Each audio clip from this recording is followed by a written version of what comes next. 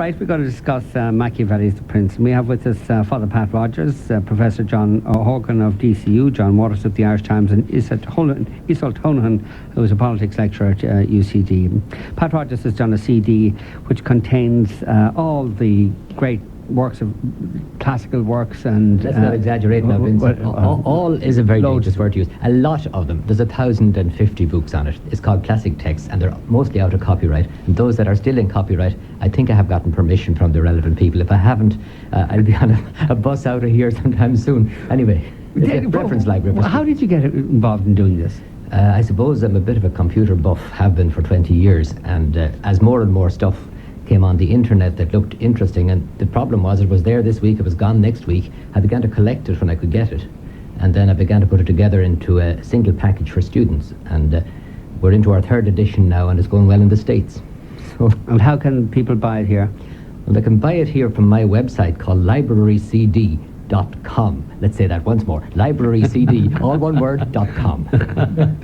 All right. Now, why did you include Machiavelli's The Prince on it? I included it because it is a major work of influence. I have a section called philosophy. Now, it's philosophy broadly understood to include political philosophy and even such issues as, say, feminism. I have The Rights of Women by Mary Wollstonecraft on it, and The Interpretation of Dreams by Freud. So philosophy in the sense of some kind of deep pondering upon realities out there. Political philosophy is a subsection, I think, a respectable subsection of philosophy. Iseult Honan, does Machiavelli's The Prince legitimately get into the bracket of philosophy? It seems, on first reading, to be very crude handbook for political manipulation and political survival. And there's hardly any philosophy in it. In fact, it seems to be anti-philosophy and certainly anti-moral philosophy. Well, I think it does fall into the category of philosophy, which has to be seen very broadly today, not just simply in analytical, logical terms. It's making a very strong argument about, not just about how politicians should behave, but why they should behave like that. That Machiavelli is making an argument which is relevant to places like Iraq, because he's saying order has to be achieved. Order is a very high value, and you can get an order by having a strong prince, or by having a strong republic. And in The Prince he chooses to talk about what you might get if you get a strong prince, and governments can't pussyfoot around. If they're in a situation, and human life is always likely to fall back into chaos, that's his philosophical assumption that he starts with. We're living in a fragile world where political order is very difficult to achieve. Why do you think this book has had such appeal down through all the centuries? I think it's had appeal because it's very starkly put. Its argument is very starkly put. While it's clothed in a lot of historical references, when you get to the points where he's making his argument, they come out very clear and sharp and shockingly, in the sense he says a prince may have to behave in ways that are not commonly regarded as good. A prince may have to kill people, a prince may have to take people's property away, and so forth, in order to maintain his position in power. But it seems the whole object of the exercise is to remain in power, or to seize power and remain in power, to win wars and to protect yourself. There seems to be no ethical objective to the enterprise at all. Well, Machiavelli, there are many different interpretations of Machiavelli, but one of them is that Machiavelli is saying this isn't just a cynical description of how all politicians behave, so they're all the same, one of them is as bad as the next. He's saying, actually, a good politician will have to behave in this way, in ways that ordinary people don't have to behave, because there are bigger choices to be made, there are bigger things at stake. And actually there's an ideal of a great, dynamic, decisive, adaptable leader who will actually make a decision about what needs to be done in times that are difficult, that he's trying to put forward, as opposed to the shilly-shallying people he saw in his own time, which left Italy prey to armies of one country and another marching across it. John Wallace? Yeah, I think the reason that it survives is that it addresses a very serious conundrum about the nature of politics. That really politics cannot survive on ordinary human values and virtues. That if those are applied through politics, then leadership will collapse willy-nilly. You mean that politicians can't survive if they're truthful, if they're honest? In certain circumstances, that is true, and that is what he's saying. That there's the value of stability. Without stability, none of the other values will work, because there will be just chaos and incontinence, political incontinence, as it were. And so in order to actually create conditions in which you can actually have human values at work, you need first of all to have stability. And in order to that, if stability depends on, letting go of certain of these human values, then you should do that. He says in the discourses, for when the safety of one's country wholly depends on the decision to be taken, no attention should be paid either to justice or injustice, to kindness or cruelty, or to its being praiseworthy or ignominious. And that kind of, what he's saying is that the whole idea that we have about, politics, that justice be done though the heavens fall, for example, that cannot run true. It cannot work true, because if you actually apply that, then you will have no stability, you will have no state, you will have no politics, and there will be no justice anywhere. So that the first and primary value in Machiavelli's canon is stability. John Horgan, I should say that John Horgan was a Labour senator for many years, and then a Labour TD from 1977 to 81. Yeah. I think one of the things that comes out of reading Machiavelli, or even glancing at him, which is not much more than I've done, is that he's talking about something which is a bit unfashionable in some ways, and that's leadership. We're all Democrats now, and we have become very democratic in that sense, so much so I think that we sometimes shy away from what it is that leadership entails. Leaders are assumed to be tinged by demagoguery, to be by ambition, by self-seeking, by whatever. But whatever way you constitute the human community and the political community, some people are going to have leadership roles of one kind or another. And a lot of what he's saying, I think, is about that. And one of the things that he's saying is that among the many things that he says about leadership is that occasionally you have to do things that are unpopular. But occasionally, as a matter of course. Or as a matter of course. That you have to be deceitful, murderous, ruthless, double-dealing. He doesn't say that. What he says is that these qualities, he says there are certain qualities, faithful, humane, trustworthy, religious, are good qualities. He says that. He says it's not necessary for a prince to have all of these above-mentioned qualities, but it is very necessary for him to appear to have them. Oh, yeah. So absolutely. So he's not saying that these qualities have no value in politics. What he's saying is that if necessary, that it's important that you appear to have them, but you don't need to have them. Yes, that's right. Yeah. So what do you disagree with, John? I think what he's saying is that there are two parallel kinds of ethics. That we have a personal ethic, and there is a parallel kind of stagecraft ethic, which is not the same. It's a bit like, I suppose, the chassis and the undercarriage of a motor vehicle, which are separated by suspension. There is a relationship between them, but it's not a fixed one. And that there's actually, but that there is a morality in both. The relation between the chassis and the what? Say that again? I think the point is you could say actually that politics has become contaminated by kind of Christian values, and that to a certain extent this is damaging to politics. It's time we got principle out of politics. Yes, to an extent, yes. I think that is, and without being cynical, I mean, people think that Machiavelli is a cynic, but he's actually not. He's he's very idealistic actually. That's the new slogan for Philly Gale. His primary principle out of politics. His primary objective. Well, it might work for them. Nothing else has.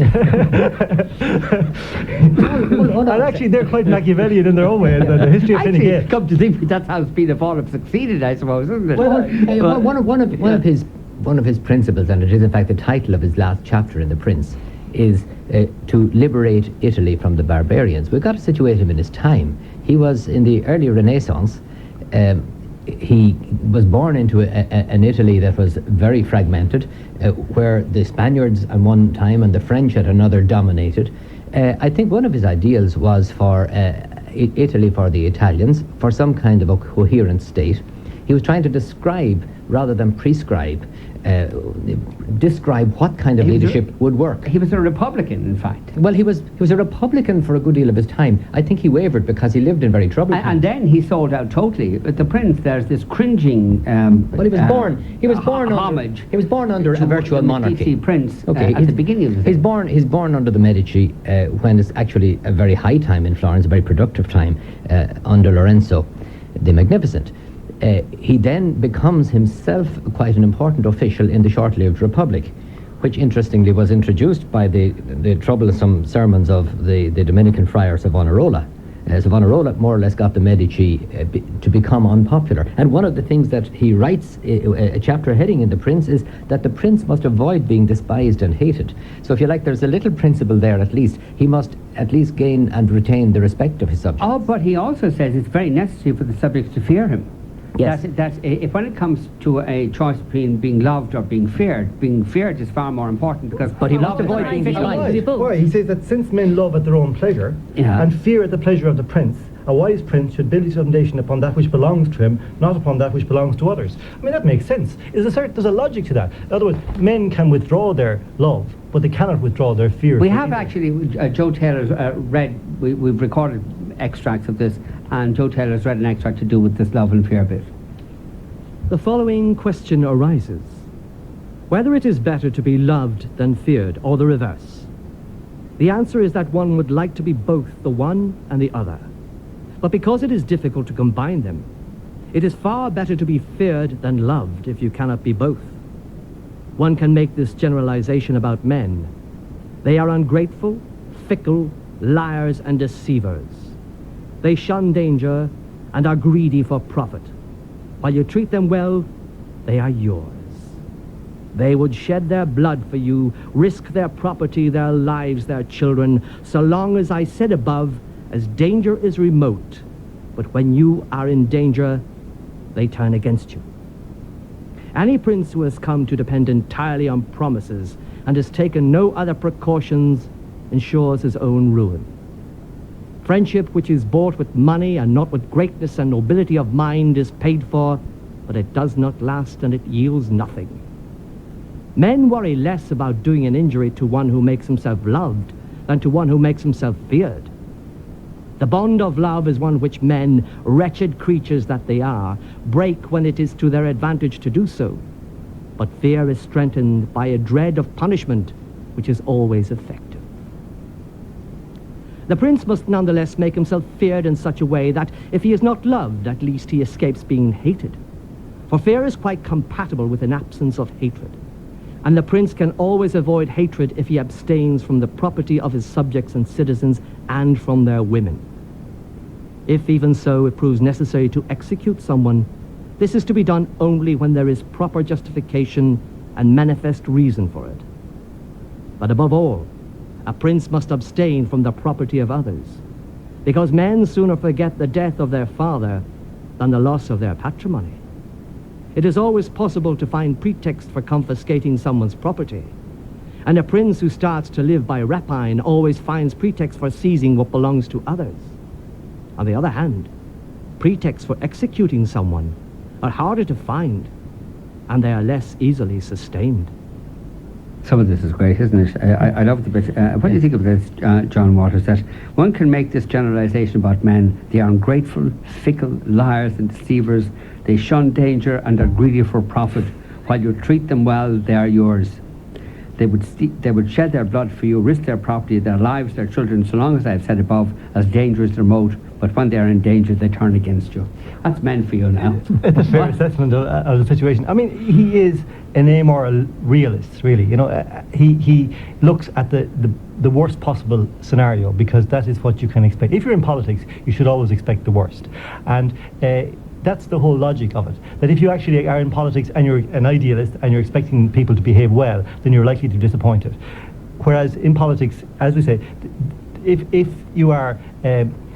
see, I believe that this is something we have become very kind of clouded about in politics. That, you know, we have a kind of an idealistic sort of ethic now, which is actually very... I would have thought that Machiavelli was 44 when he wrote this, and I think it was necessary for somebody to be in their 40s to actually be able to perceive this. When you're in your 20s and 30s, you tend to be very idealistic about politics, and when you get older, you become more realistic and more sort of maybe cynical, skeptical, whatever. But what we actually have now, the culture we have now, is very much a useful, idealistic political culture in terms of newspapers, commentary. We shouldn't be trying to make things better? Well, I don't think... It's not that... Fairer, more just? Well, I think no? Machiavelli holds that men are constant throughout the ages, that their passions are the same, that their attitudes, they don't change. That by and large, you can look at history and you see patterns of behaviour and that they repeat themselves. And that therefore, this is actually a science in a way, that he based on the experience of mankind through the ages, he comes to these conclusions. And the extraordinary thing, this is 500 years ago, the extraordinary thing is how accurate they still are, and how sort of, you know, opposite some of the stuff is. Human nature doesn't change. Iseult, are you comforted by the fact by the statement here, for fear is quite compatible with an absence of hatred, and the prince can always avoid being hatred if he abstains from the property of his subjects and citizens and from their women. Ah, well, you see, Machiavelli's views on women are not so good. He doesn't mention them very often. He has one chapter heading which starts, why states fall because of women, but you discover it's not the actions of women, it's because people are taking other people's wives. Although one of his worst insults is to describe somebody as effeminate. If a man is effeminate, that is the worst thing Machiavelli can say about him. And the feminist interpretation of Machiavelli is that while his republicanism recognizes the fact that people are interdependent, his emphasis in The Prince on this person holding on to their power is governed by a macho fear of women and so on. And he describes fortune as like a woman. How do a fear of women. Fortune. Why does the and fear of chance. women get into this thing? Because he describes it in The Prince. There's a chapter there on how and fortune... fear of women. Yes. Fortuna, fortune is like a river which must be dammed, or a woman Oh, who it's a must metaphor. be captured. It's a metaphor. Yes, That it's a metaphor. Fortune must be taken by force, he says. And beaten up a bit. Yes, and yes. And the subjugated, feminist interpretation of that is that Machiavelli, in The Prince at least, is obsessed with control and patriarchal power. Why do you and say that is- patriarchal? Because he wants the prince to be solely alone, feared by his subjects. But why and do you so say forth. patriarchal? It could be As a the princess father for all. of the Like you could easily change this to the princess. I'm not sure that you could very easily. Why?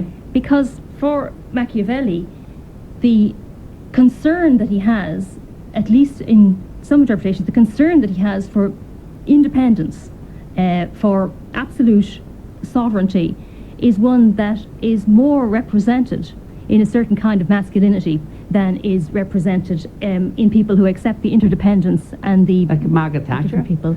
Well, people said Margaret Thatcher didn't need to read The Prince because she Margaret knew it Thatcher all was a already. man. In feminist logic, Margaret Thatcher was a man. You didn't know that.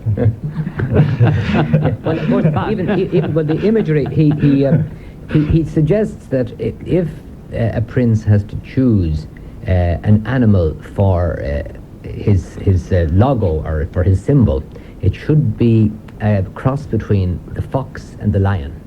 That it should be the fox for cunning and the lion for bravery. But I noticed that he also says that to abstain from the property and the women of others, there must be a certain kind of nobility perceived in the prince if he's going to long-term retain the necessary respect that he has to have to rule. I mean, Machiavelli insists that respect must be there. Oh, Respect is partly instilled by fear, but it's partly instilled by a kind of nobility of behaviour or perceived behaviour. That's right, because he has these concepts like virtue. I mean, he talks about virtue a lot, and he talks about glory. You know, there isn't power without glory is nothing. You know, that it's very important that. So there is an ethic at work. It's not the same. But it's all for cunning people. That's ultimately it's for what it's maintaining about. control of the state so that you can do good. Because he insists that the prince must love his people. That's the primary qualification for a prince. Oh, no. Occasionally may love his people. No, he must love his people. No, occasionally may. Well, he may, but elsewhere he says that the prince above all must love his people, because otherwise the whole thing collapses. And so that there is an ethic, and it is a positive. It isn't a cynical ethic. It isn't about cunning. It's about positively All right. state. John, we can make smart remarks about the prince and that, and as though this was something distant from where we are. But say, for instance, the conduct of foreign affairs. It is very much dominated. The conduct of all states, you could say, with regard to other states, is very much dominated by Machiavellian ethics. That, for instance, the reason that we allowed Shannon remain open for the war against Iraq was entirely for reasons of self-interest, nothing at all to do with ethical considerations, or at least it wasn't argued from an ethical perspective. No, it was argued from a purely practical Machiavellian, if you like, perspective that this is what suited us. I think one of the things about recent events in foreign affairs has, and not just involving Ireland, but the whole Iraq business, has shown really what an incredibly flimsy construct we thought we had created since the end of the Second World War with the United Nations and resolutions and this and that. Yeah. And then suddenly, when push comes to shove, it's all torn up and thrown out the window, and everybody goes in supporting whatever number one wants to have them support. Yeah, but the British and the Americans dressed this up in also some some ethical ethical clothing. morals, yeah. But here the argument in favour, or the government's argument in favour of allowing Shannon open, made no pretence at an ethical dimension to it at all. It was entirely to do with remaining close with the big boys and watching where our back was. As far as inward investment was concerned. Yes, and that is odd in a sense, because one of the characteristics of most recent Irish governments have been very anti-Machiavellian, and that the last thing they would desire is that anybody should fear them. They want everybody to love them all the time. Mm-hmm. And at a time when the majority of the population appeared not to want to have the Americans landing in Shannon, they were prepared to do something unpopular. But that's interesting, because I mean, at the time we were led to believe that 2/3 of the population was opposed to this. Now, when you actually look, the war is fought, and whatever happens, it happened. And then we have another poll, an opinion poll, in the last week in the Irish Times. And there's all the priorities of the electorate are outlined there for everybody to see. And there's the economy, there's jobs, and all the rest of it. 2% of the electorate were concerned, would actually say that neutrality, the issue of neutrality, would influence their vote in the next election. 2%, 1 in 50. Now, does that not tell us why the government adopted this quote-unquote Machiavellian approach? If the government had gone the other way, had alienated Americans... I must pay no attention to that part of the opinion polls, what people think is important in the elections, because I think they say whatever comes into their head. That's true. People change their mind very readily. The point is valid. That, in other words, the people, if jobs, if unemployment shot through the roof as a result of the Americans pulling out or changing their tax laws or whatever they would have to do in order to strike at the Irish economy, do you think that the people who are protesting in Shannon would not also be protesting about unemployment? You see, and the governments have to take this into account in, yes, a Machiavellian way. You know, if governments, apply the rhetoric of, as the Irish Times columnist to things, then the economy would fail on a weekly basis. Leave Fintan O'Toole alone. I wasn't talking about Fintan O'Toole, I was talking about other columnists.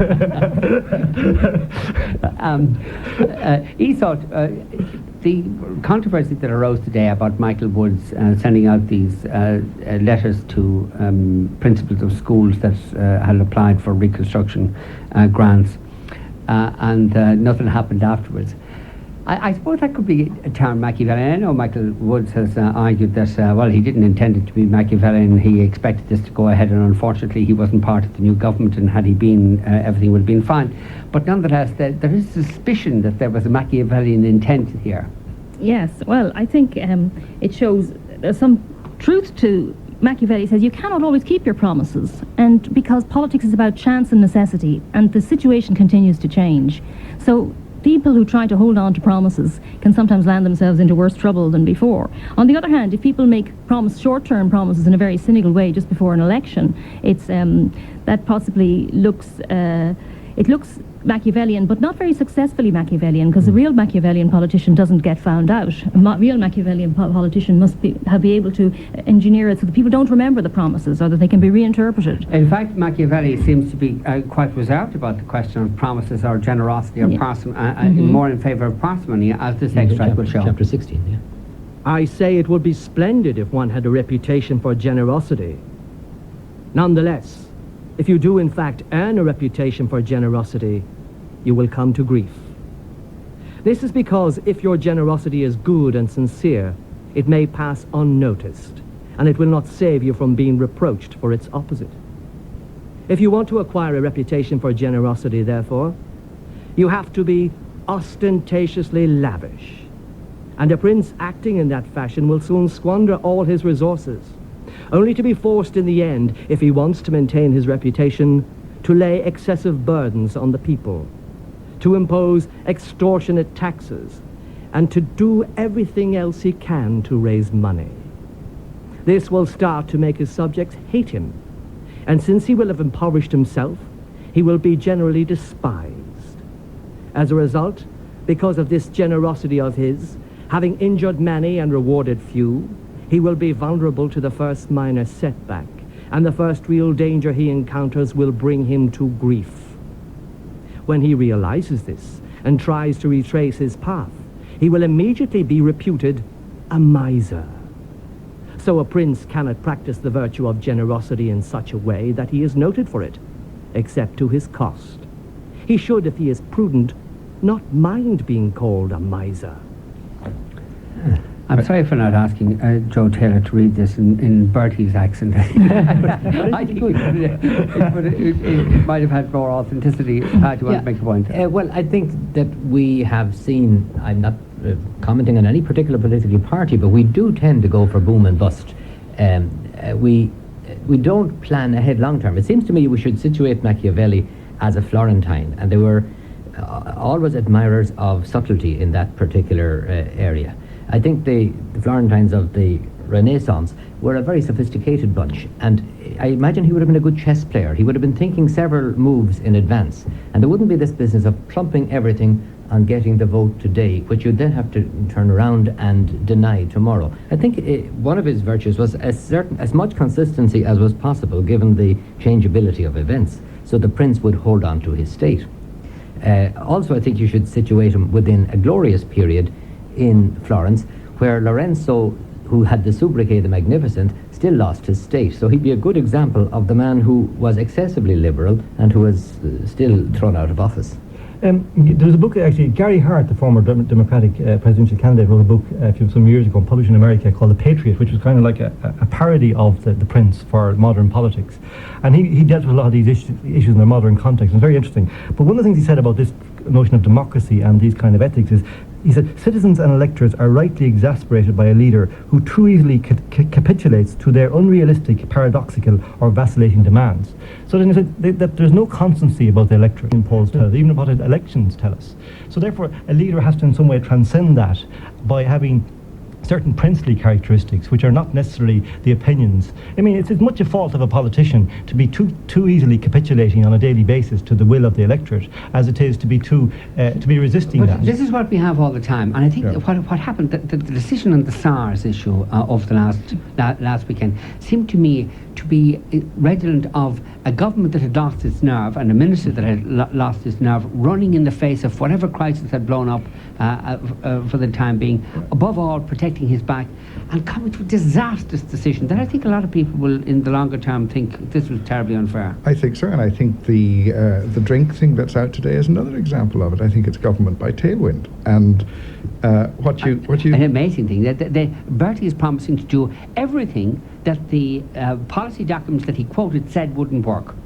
It's astonishing. Well, one of the things I think that, again, where you see our present, practically all politicians being very anti-Machiavellian, is that they have become obsessed with the management of risk. Whereas Machiavelli says, you've got to take risks. Now, quite apart from the unpopularity, that you've got to be audacious, and you will make things happen. But everybody now is crowding into the center of the political spectrum. Nobody wants to take any risks. And the only thing that can upset the politicians is what Macmillan used to call events, something that escaped from the box, escaped from the bag, and is going to make life difficult for you.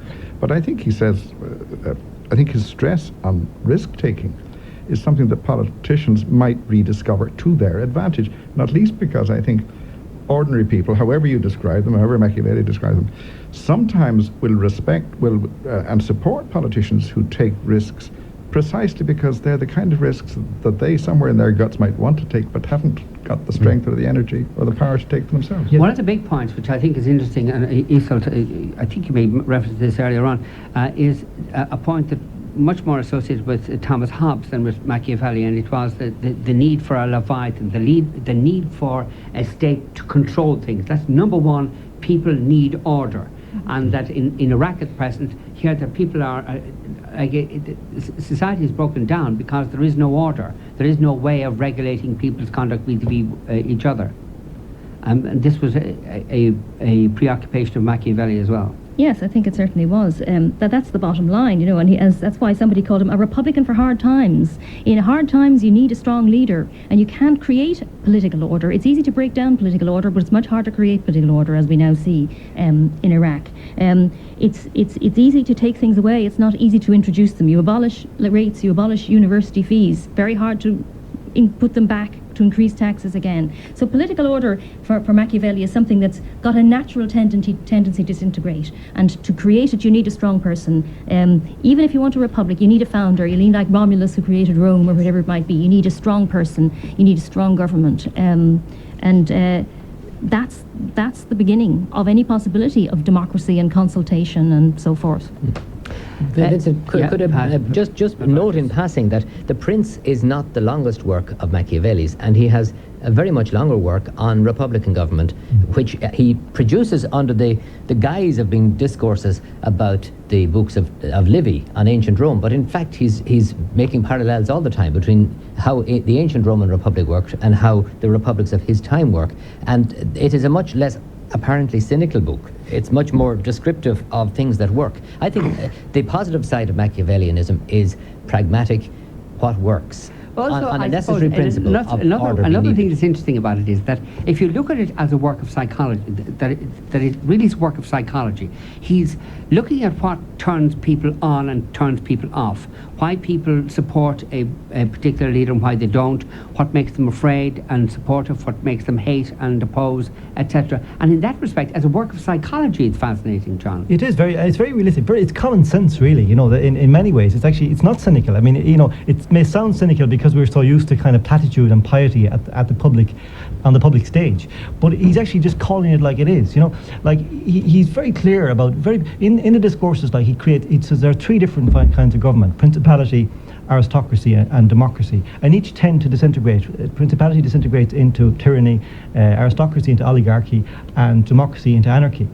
Now, in the modern republic, well, we have a mixture of these things in various republics. You know, in Ireland, we probably have a mixture of aristocracy and democracy.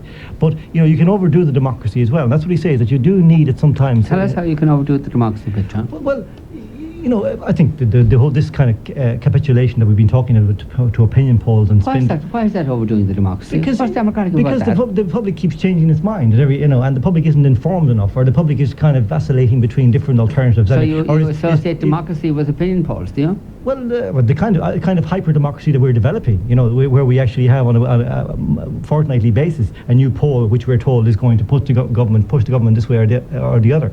And you know, when you actually look at the way governments behave, the way that they employ so many spin doctors to tell them how to speak to the public, the way they simplify everything, reduce everything down to sound bites, then you can see that it is actually having a distorting view effect on our democracy. So that, you know, democracy, we tend to use it as a purely virtuous word.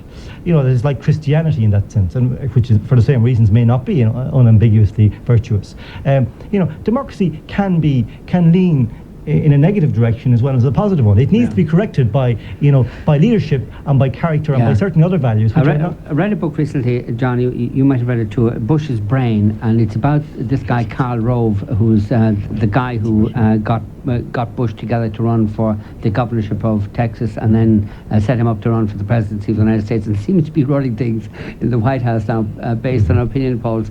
And hugely cynical exercise. And I don't know, did you read that book? I haven't read. I've read a review. Yeah, hugely cynical exercise. Great deal of deceit and manipulation involved, and dirty tricks. Yes, but that all works. But does it work in the long term? I don't think necessarily it does. There are cycles, and the guy's president of the United States. Oh yes, he's president. In a couple of years' time, he's going to have to fight that battle again. And will probably win, or may well win again. May not. You know, but things work in longer cycles than we would want them to. But I think there are cycles there too. But wait a minute. I mean, a friend of mine said to me recently about Rumsfeld and all these guys around Bush, that they're appalling people and horrible people. And I think, well, these guys are charged with sort of, you know, the defence of the United States and indeed the Western world. Do we want them to be nice people? In a way, this is what Machiavelli is saying, that you can't be nice and be in power, because you'd be no good at it. You know, you wouldn't be very good at being in power if you were that nice. And so the more that Rumsfeld is hated and feared, the better he is. Well, there's a balance to be struck. You know, it isn't as simple as that, because, as I say, balance between being hated and being feared. Well, yes, or the idea that there is, with the power must come the glory, must come the virtue. There must also be nobility in the urge for power. You know, it cannot be simply power for its own sake. Machiavelli is unequivocal about that. That is no good, and it doesn't work, and will in the long run fail. But if the other thing is much more subtle, and so there's a great subtlety about what he's saying about power and the way it's manipulated. Yeah, he does want, you see, the difficulty in getting people into power who are prepared to do the things that are needed. He says in the discourses, he says, it's very rare to find a good man who's ready to use bad methods to make himself prince with a good end in view, or a bad man who, having become prince, is ready to do the right thing, and to whose mind it will occur to use well that authority which he's acquired by bad means. So that's the problem. He knows it would be good to be doing what's necessary in power, but very hard to get the sort of people whom we need into power by the means that you need to achieve it. And By the way, he was a great observer as to how people got into power, because he was effectively foreign minister for the Republic of Florence for about 12 years. He got in at the age of 29. And one of the things that he was down as observer at was at a papal election, where he saw Cesare Borgia failing to get his man elected as Pope because he accepted certain promises. So it was one of the few places in The Prince where Cesare Borgia features in a negative light. Yes. Okay. He All didn't right. take the right steps to get his man elected. We got to leave it. But in this extract,